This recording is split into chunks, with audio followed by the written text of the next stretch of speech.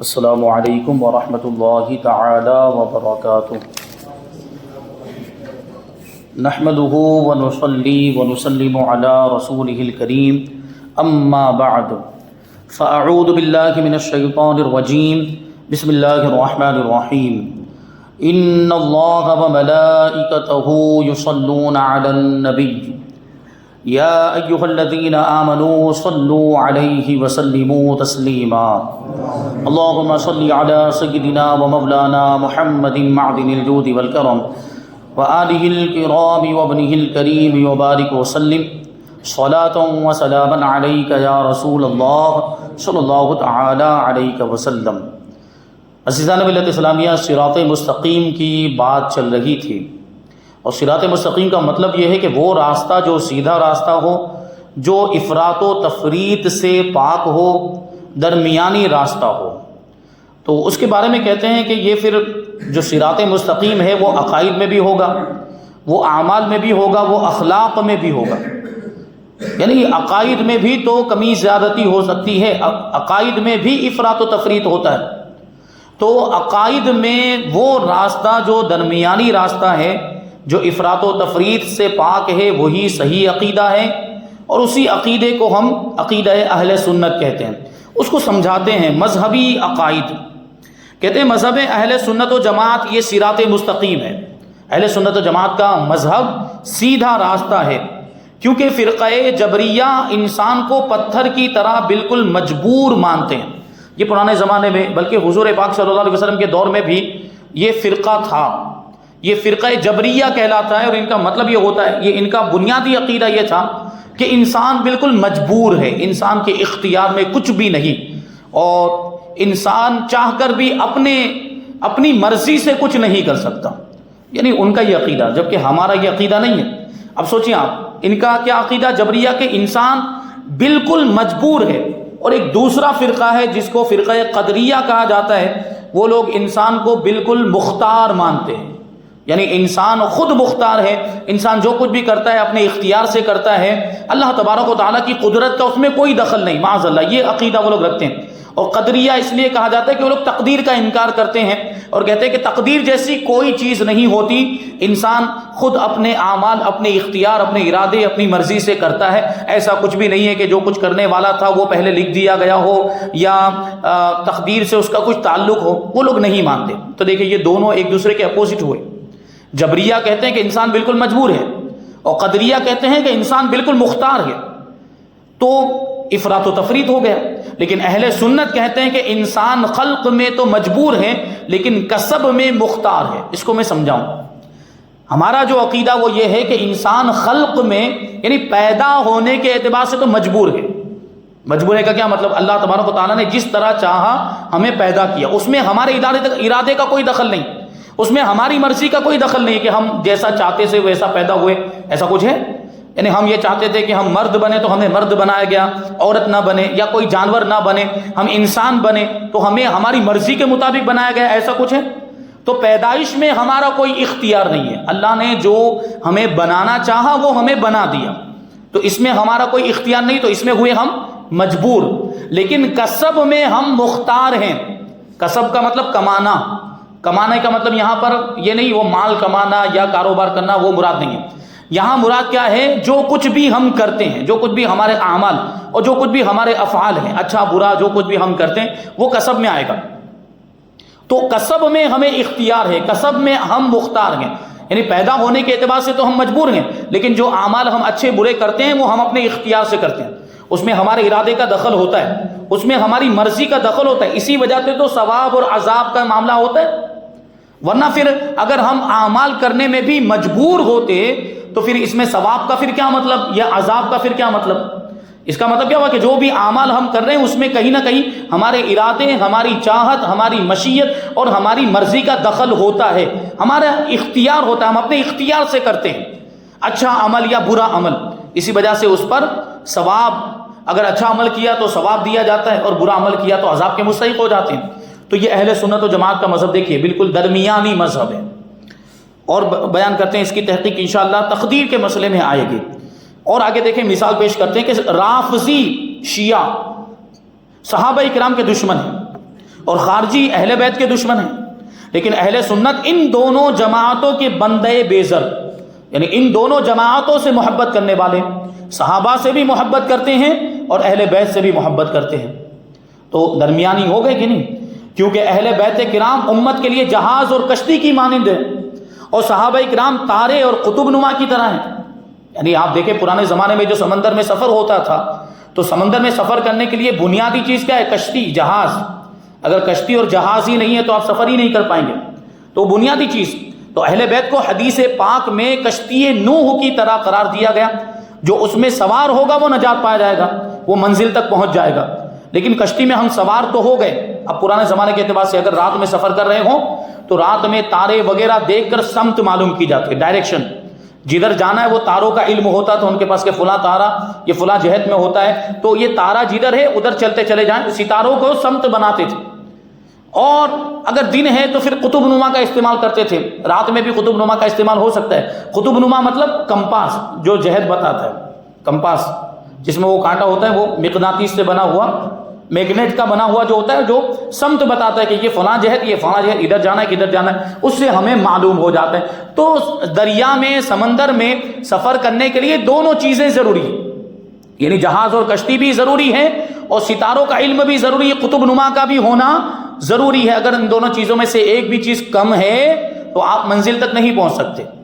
تو اسی لیے کہتے ہیں کہ اہل سنت کا بیڑا پار، اعلیٰ حضرت نے کیا کہا؟ اہل سنت کا ہے بیڑا پار اصحاب حضور، اہل سنت کا ہے بیڑا پار اصحاب حضور نجم ہیں، اس کی خبر آگے آ رہی ہے۔ اصحاب حضور مبتدا ہے، اصحاب حضور نجم ہیں، یعنی حضور کے صحابہ تارے ہیں، ستارے ہیں، اور ناؤ ہے عطرت رسول اللہ کی، یعنی حضور کی اولاد، حضور کے اہل بیت ہمارے لیے ناؤ ہے۔ تو ان دونوں کا دامن اگر تھام لیا، صحابہ کا بھی اور اہل بیت کا بھی، تو پھر ہم کامیاب، ہمارا بیڑا پار گئے۔ اور یہ جو مسلک ہے، یہ جو مذہب ہے، یہ اہل سنت و جماعت کا مذہب ہے جو بالکل صحیح ہے، اور یہی صراط مستقیم ہے۔ اور آگے بتاتے ہیں بات کہ خارجیوں نے کشتی کو چھوڑا کیونکہ اہل بیت کے دشمن ہو گئے، تو کشتی کو چھوڑ دیا، اور رافضیوں نے رہنما تاروں سے منہ موڑ لیا، یعنی صحابہ کے گستاخ بن گئے، تو رہنما تاروں سے منہ موڑ لیا، دونوں کی کشتی ڈوب گئی، یعنی دونوں منزل تک نہیں پہنچ پائے۔ منزل تک پہنچنے والی ایک ہی جماعت ہے، وہ ہے اہل سنت و جماعت، اہل سنت کا بیڑا پار ہے۔ اور آگے دیکھیں، کہتے ہیں کہ چکڑالیوں نے، اہل قرآن نے حدیث اور فقہ کو چھوڑ دیا۔ اہل قرآن کا عقیدہ یہ ہے کہ صرف قرآن پر عمل کرنا ہے، صرف قرآن کو ماننا ہے، وہ حدیث کو بھی نہیں مانتے ہیں، وہ فقہ کو بھی نہیں مانتے، یہ چکڑالی۔ اور میں آپ کو بتاؤں، تعجب ہوگا کہ ہمارے سورت کے اندر یہ فرقہ پایا جاتا ہے، سورت شہر کے اندر سوچے کہ اہل قرآن بھی ہے، اہل حدیث تو ہے ہی ہے، اہل قرآن بھی آ گئے جو حدیث کا مطلقاً انکار کرتے کہ حدیث پر عمل جائز ہی نہیں ہے، حدیث پر عمل کرنا ہی نہیں چاہیے، ہم تو صرف قرآن پر عمل کریں گے، کیونکہ قرآن ہماری آسمانی کتاب ہے، ہدایت کے لیے نازل کی۔ جب قرآن موجود ہے اور قرآن میں جب ہر چیز کا بیان موجود ہے تو ہمیں حدیث کی کیا ضرورت ہے؟ معاذ اللہ وہ لوگ یہ کہتے ہیں۔ تو چکڑال بھی دیکھے، انہوں نے حدیث کا انکار کر دیا اور فقہ کو بھی چھوڑ دیا، اور غیر مقلدوں نے فقہ سے منہ موڑ لیا۔ اہل حدیث نے فقہ سے منہ موڑ لیا، وہ ڈائریکٹ حدیث پر عمل کرنے کا دعویٰ کرتے ہیں۔ اور دیوبندیوں نے نبیوں اور ولیوں سے رشتہ توڑ لیا، نبیوں کی شان میں بھی گستاخیاں کرتے ہیں دیوبندی جماعتی، اور ولیوں کی شان میں بھی گستاخیاں کرتے ہیں، رشتہ توڑ لیا، بلکہ اللہ اور رسول صلی اللہ علیہ وسلم سے مقابلے کی ٹھانی، معاذ اللہ، رب کو جھوٹا ٹھہرایا، اور اس کے محبوب علیہ السلام کو بے علم اور اپنا جیسا بتایا، ہر کار خیر کو حرام قرار دیا اور جہنم کا راستہ لیا۔ اہل سنت نے بحمدہ تعالی سب کو ان کے درجے کے موافق مانا، اللہ کے ولیوں کو بھی، نبیوں کو بھی، اہل بیت کو بھی، صحابہ کو بھی ان کے درجے کے مطابق مانا، یہی راستہ صراط مستقیم قرار پایا۔ اللہ تبارک و تعالی ہم سب کو اسی پر قائم رکھے۔ تو یہ عقائد کی بات ہو گئی۔ اب اعمال کے بارے میں کہتے ہیں کہ اعمال میں وہ اعمال صراط مستقیم ہیں جو اسلام اور قرآن نے ہمیں سکھائے، عبادت، اخلاق، گھر کے اخراجات، سب میں درمیانی چال چلن صراط مستقیم ہے، ہر چیز میں، چاہے وہ عبادت کا معاملہ ہو یا اخلاق و کردار کی بات ہو یا گھر کے معاملات ہو، گھریلو چیزیں ہوں، ان ساری چیزوں میں درمیانی راستہ اپنانا، درمیانی چال چلن اختیار کرنا، یہ صراط مستقیم ہے۔ ابھی آپ دیکھیں، اس کو سمجھاتے کہ ایک شخص نوافل میں مشغول ہو کر تمام اہل قرابت کے حقوق سے بے پرواہ ہو جاتا ہے، یعنی عبادت میں اتنا مشغول ہو گیا کہ اب اس کو گھر والوں کی بھی نہیں پڑی، اولاد کی بھی نہیں پڑی، بیوی بچوں کی بھی کوئی نہیں پڑی، ان کو کھلانا کیا، ان کے لیے کھانے پینے کا سامان، ضروری چیزیں مہیا کرنا، وہ عبادت میں اتنا زیادہ مشغول کہ پورا دن اب وہ عبادت ہی میں لگا رہتا ہے، تو یہ بھی غلط ہے، کیونکہ اہل و عیال کی بھی تو ذمہ داریاں ہیں۔ اور دوسرا آدمی دنیاوی جھگڑوں میں مصروفیت کی وجہ سے یاد الہی سے غافل ہو گیا، یہ بھی صراط مستقیم پر نہیں ہے، کہ دنیا کے معاملات میں ایسا ملوث ہوا اور دنیا کے جھگڑوں میں ایسا پڑ گیا، ایسا مشغول ہو گیا کہ یاد خدا سے ہی غافل ہو گیا، اب اس کو عبادت کرنے کا وقت ہی نہیں مل رہا، اب وہ نماز سے بھی غافل ہو گیا، نماز ہی نہیں پڑھ رہا، تو یہ بھی صراط مستقیم پر نہیں ہے۔ تیسرا شخص وہ ہے جو رب کی یاد بھی کرتا ہے، یعنی رب کی عبادت بھی کرتا ہے اور سب کے حقوق بھی ادا کرتا ہے، بے شک وہی صراط مستقیم پر دونوں چیزوں کو بیلنس کرتا ہے، یعنی عبادت بھی کر رہا ہے اور جن لوگوں کے حقوق اس پر لازم ہے ان کے حقوق بھی ادا کرتا ہے، جیسے ماں باپ کے حقوق ادا کر رہا ہے، ماں باپ کا خیال بھی کرتا ہے، ماں باپ کی خدمت بھی کرتا ہے، بیوی بچوں کا بھی خیال کرتا ہے، بیوی بچوں کی ضرورتوں کو بھی پورا کر رہا ہے، تو یہی شخص صراط مستقیم پر ہے۔ اور اسی کو حدیث پاک میں اس طرح بیان فرمایا کہ سو بھی اور رات کو عبادت بھی کرو، یعنی تمہارے بدن کا بھی تم پر حق ہے، اس کا مطلب نہیں کہ پوری رات پھر عبادت کرتے رہیں صبح تک اور پوری رات جاگنے کی وجہ سے، مسلسل جاگنے کی وجہ سے پھر آدمی بیمار پڑ جائے، تو ایسا بھی نہیں، یعنی سو بھی اور عبادت بھی کرو، یہ حضور خود حکم دے رہے ہیں، اور روزے بھی رکھو اور افطار بھی کرو، یعنی روزے میں گیپ بھی کرو پھر، اور تمہاری آنکھ کا تم پر حق ہے، تمہاری بیوی کا تم پر حق ہے، تمہارے مہمان کا تم پر حق ہے۔ مہمان کا کیسے حق ہے اور مہمان کا یہاں پر عبادت سے کیا تعلق؟ کیونکہ اگر ہم نے روزہ رکھا ہوگا، نفلی روزہ رمضان میں، تو پھر مہمان پر بھی لازم ہے کہ وہ روزہ رکھے، لیکن نفلی روزہ دوسرے دنوں کے اندر ہم نے روزہ رکھ لیا ہے اور ہمارا مہمان آیا اور مہمان نے روزہ نہیں رکھا ہوا ہے، مہمان کے لیے ہم کھانے وغیرہ کا انتظام کرتے کہ نہیں؟ اور مہمان کی مہمان نوازی کا تقاضا کیا ہوتا ہے کہ ہم خود بھی اس کے ساتھ بیٹھ کر کھائیں تاکہ اس کا دل لگے، اس کو اچھا محسوس ہو، یہ ہوتا ہے کہ نہیں ہوتا؟ ہم نے روزہ رکھا ہوگا تو ہم اس کے ساتھ بیٹھ کے کھا سکیں گے؟ نہیں کھا سکیں گے، تو اس وجہ سے فرمایا گیا کہ مہمان کا بھی حق ہے، یعنی اس دن روزہ نہ رکھا جائے جس دن مہمان آیا ہو، نفلی روزے کی بات چل رہی، فرض روزہ تو چھوڑ ہی نہیں سکتے ہیں رمضان کے روزے، تو دیکھیں یہاں پر مہمان کا بھی تم پر حق ہے وغیرہ وغیرہ، حدیث کے میں اور بھی چیزیں بیان کی گئی، یہاں تک کہ محدثین ایک باب باندھتے ہیں، باب القصد فی العمل، یعنی اعمال میں میانہ روی، اعمال میں درمیانی چال چلنا، یہ باب اور یہ چیپٹر محدثین نے اپنی کتابوں کے اندر مقرر کیا ہے، اس کو وہاں پر اپنی کتابوں کے اندر انہوں نے لکھا ہے۔ قرآن پاک نے فرمایا کہ وَكَذَلِكَ جَعَلْنَاكُمْ أُمَّةً وَسَطًا، اے مسلمانوں ہم نے تم کو درمیانی امت بنایا۔ درمیانی امت کا وہی مطلب ہوتا ہے صراط مستقیم پر جو قائم ہو، افراط و تفریط سے پاک ہو۔ اخلاق میں، اب اخلاق کی بات آ گئی، اعمال کی بات ہو گئی، اب اخلاق کی بات آ گئی، مینرز کی بات، تو اخلاق میں وہ خلق صراط مستقیم ہے جو نبی کریم صلی اللہ علیہ وسلم کا تھا، یعنی حضور کے جو اخلاق تھے وہی اخلاق صراط مستقیم ہے۔ اب جب جو حضور کے اخلاق پر ہوگا، جو حضور کے اخلاق کو اپنائے گا وہ سیدھے راستے پر، اور جو حضور کے اخلاق کو چھوڑ دے گا، غیروں کے اخلاق کو، غیروں کے طریقوں کو اپنا لے گا، غیروں کی تہذیب کو، غیروں کے کلچر کو اپنا لے گا، وہ صراط مستقیم پر نہیں ہے، وہ صراط مستقیم سے ہٹ گئے۔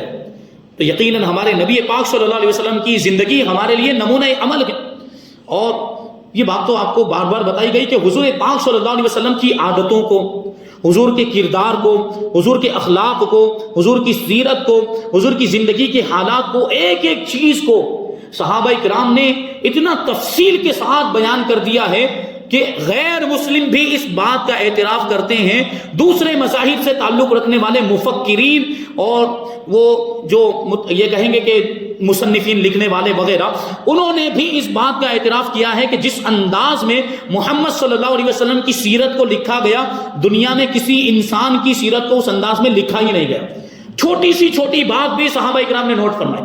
ابھی آپ سوچیں کہ حضور اگر مسکرائے تو صحابہ نے وہ بھی بیان کیا کہ حضور مسکرائے، حضور نے اگر انگلیوں کے اشارے سے کوئی بات بیان کی تو صحابہ نے وہ بات تو بیان کی، ساتھ میں وہ اشارہ بھی بیان کیا کہ حضور نے یوں 2 انگلیوں سے اشارہ کیا، 2 انگلیوں میں اتنا فاصلہ تھا، وہ فاصلہ بھی بیان کیا کہ حضور نے اس انداز میں یہ بات ارشاد فرمائی، حضور نے بیٹھ کر بات ارشاد فرمائی، حضور نے کھڑے ہو کر بات ارشاد فرمائی، حضور نے منبر پر کوئی بات ارشاد فرمائی۔ یہ ساری چیزیں یعنی صرف حدیث بیان نہیں کی، حدیث کے ساتھ جو حضور کی کیفیت تھی اس کیفیت کو بھی بیان کی۔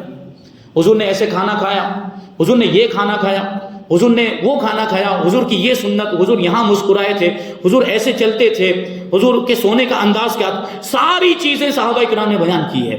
یہ صحابہ کرام کا امت پر بہت بڑا احسان، کیونکہ صحابہ کرام جانتے تھے کہ ہم تو چلے جائیں گے، لیکن جو آنے والے لوگ قیامت تک آنے والے، کیونکہ اب کوئی نیا دین تو آنے والا نہیں ہے، کوئی نیا مذہب آنے والا نہیں، اب قیامت تک کے لیے اسلام ہی ہے، اور حضور پاک صلی اللہ علیہ وسلم کی شریعت یہ قیامت تک آنے والے لوگوں کے لیے ہے۔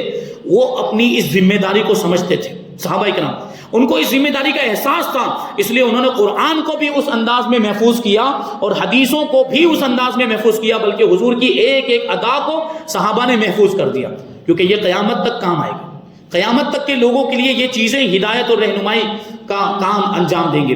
تو یہ صحابہ کرام، ان کا امت پر کتنا بڑا احسان ہے کہ انہوں نے حضور پاک صلی اللہ علیہ وسلم کی ایک ایک عادت کو، ایک ایک پیارے طریقے کو ہمارے لیے بیان کر دیا، محفوظ کر دیا۔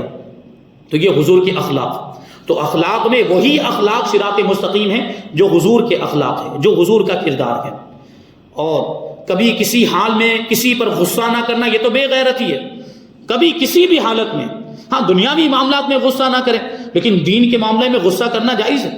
دین کے معاملے میں جلال آ جائے، کسی کو یہ دیکھا کہ گناہ کر رہا ہے تو اس پر غصہ آنا، یہ ایمان کا تقاضا ہے، غصہ آنا چاہیے۔ پھر وہاں پر کوئی غلط کام کر رہا ہے، کوئی گناہ کا کام کر رہا ہے، آپ کو برا لگنا چاہیے، یہ ایمان کا تقاضا ہے۔ اور اگر آپ اس کو روک سکتے ہیں، آپ کے پاس اختیار ہے، تو آپ کو روکنا چاہیے۔ یعنی حدیث شریف میں بھی ہے کہ تم میں سے کوئی اگر کوئی برا کام دیکھے، اگر ہاتھ سے روک سکتا ہو تو ہاتھ سے روکے، اور ہاتھ سے نہیں روک سکتا ہے تو زبان سے روکے، یعنی بول کر روکے، بھائی یہ غلط کام مت کر۔ اور اگر یہ دونوں کام نہیں کر سکتا، ہاتھ سے بھی نہیں روک سکتا ہے، زبان سے روکنے کی بھی طاقت نہیں ہے، تو دل سے برا جانے، اور دل سے برا جاننا تو ضروری ہے۔ اور یہ دل سے برا جاننے کو فرمایا گیا وَذَلِكَ أَضْعَفُ الْإِيمَانِ، کہ دل سے برا جاننا یہ سب سے کمزور ایمان ہے۔ سوچیں ہم، اب اگر دل سے بھی برا نہیں جانا تو وہ اپنے ایمان کی خیر بنائے، گناہ کو دل سے بھی برا نہیں جانا تو یہ سب سے کمزور ایمان تو یہ تھا کہ دل سے برا جانے۔ اب دل سے بھی برا نہیں جان رہے تو پھر کیا ایمان رہا کچھ؟ گناہ کو گناہ ہی نہیں سمجھا گویا کہ۔ تو یہ بات ہوتی ہے۔ بہرحال یہ جس کو اختیار ہے ہاتھ سے روکنے کی طاقت، جیسے باپ ہے، بیٹے کو اگر غلط کام کرتے ہوئے دیکھا ہے تو باپ بیٹے کو ہاتھ سے روک سکتا ہے کہ نہیں؟ اس کو مارنے کی بھی اجازت ہے، لیکن اس انداز میں مارے کہ اس میں جس کو ضرب شدید کہا جاتا ہے اس انداز میں نہ مارے کہ جس سے زخم پڑ جائے یا خون نکلنے لگ جائے، ہڈی ٹوٹ جائے، اس طرح مارنے کی اجازت نہیں ہے۔ اور اس طرح مارے کہ یہ چیزیں نہ ہو، تو تربیت کے لیے مارنے کی بھی اجازت ہے۔ اسی طریقے سے شوہر ہے، بیوی کو کوئی غلط کام کرتے ہوئے دیکھے تو وہ ہاتھ سے روک سکتا ہے۔ اسی طریقے سے بادشاہ ہے تو بادشاہ ارباب اقتدار میں اس کا شمار ہوتا ہے، بادشاہ کے پاس اختیار ہوتا ہے، پاور ہوتا ہے۔ اور رعایا کو اگر کوئی غلط کام کرتا ہوا دیکھے، اپنی جنتا کو کوئی غلط کام کرتا ہوا دیکھے تو اپنے پاور کے ذریعے سے روک سکتا ہے کہ نہیں روک سکتا ہے؟ تو اس کی ذمہ داری بنتی ہے کہ وہ روکے۔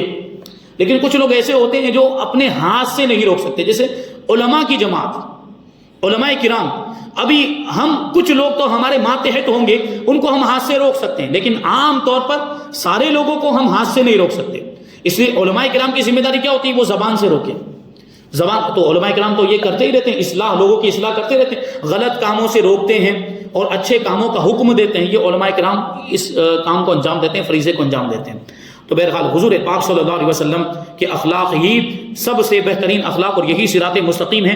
کہتے ہیں کہ کبھی کسی حال میں کسی پر غصہ نہ کرنا یہ تو بے غیرتی ہے اور خودداری کے خلاف ہے، اور ہر وقت غصے میں رہنا یہ بھی بدخلقی ہے۔ ہر وقت آدمی غصے میں ہی رہے، یعنی غصے کا موقع ہو کہ نہ ہو۔ کچھ لوگ ایسے ہوتے چڑچڑے، جس کو دیکھو اس پر وہ غصہ ہوتے ہوئے نظر آتے ہیں، تو یہ بھی تو بد اخلاقی ہے۔ اللہ تعالیٰ کے لیے غصہ کرنا اور دشمنان دین سے بیزاری اور دنیاوی معاملات میں بردباری یہ خلق مصطفیٰ۔